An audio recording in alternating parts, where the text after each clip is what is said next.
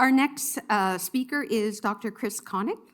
He serves as a lead scientist with the Global Methane Hub, and he focuses on methane emissions from all sectors, including agriculture. He's managed programs targeting methane emissions from the oil and gas sector and has supported agricultural methane mitigation projects.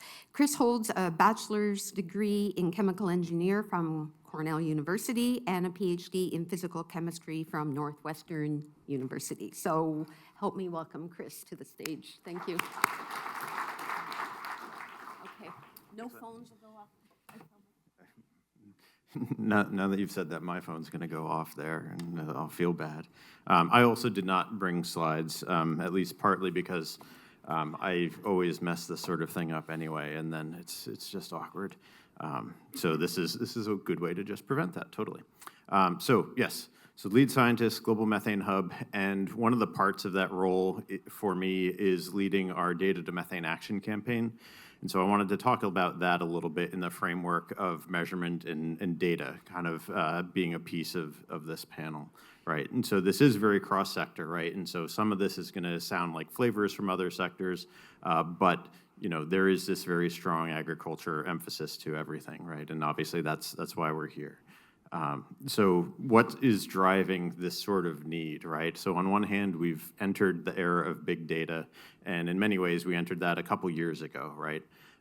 But so there's this progress between we have all this data, it shows different things that a lot of the people in this room understand about ways that could lead to methane mitigation, tools that could be developed to mitigate methane, but we have certain stakeholders that need to be the ones that actually are doing it, right? And so as a scientist talking to other scientists, it's not just generating data that other scientists will understand that is going to help us lead to this mitigation. And so this is the piece, right, where when we're doing a measurement, how does it fit with a need specifically? So we can talk about stakeholders, right, governments, farmers, ranchers, the pastoralists, and then even like one step beyond that to like financial sector, right? And doing things that will help them push money to the places where we want funding to go to help mitigate those methane emissions. But this is a big gap, right, between the kind of raw data that you might see from a UNFCCC inventory, that you might see from the latest satellite data product that's been launched, and we had a couple of those in the last year, right? And so we need to be able to develop the right measurement product for each of those stakeholders. And then beyond that, we need maybe the right analytical tool, right? Something that does that translation from the raw data and the measurement to something that makes sense to a stakeholder. And so it's really a matter of working backwards in terms of thinking about it, right? Stakeholder has certain needs, and then they want a data product that fits to them and their local context. And then from there, what are the data sources that make the most sense and are the most helpful to them? So then this leads to this question, right? We have all this data. Do we have the right data to do all these things? And so that's a challenge, right? In agriculture, I feel like preaching to the choir when I say like the most important thing is, what is the kind of win-win? What is something that leads to some sort of big advantage for the farmer, for the rancher, for the person who actually needs to do the implementation on the ground in the end? Is it something that's easy to use? Is it something that's scalable?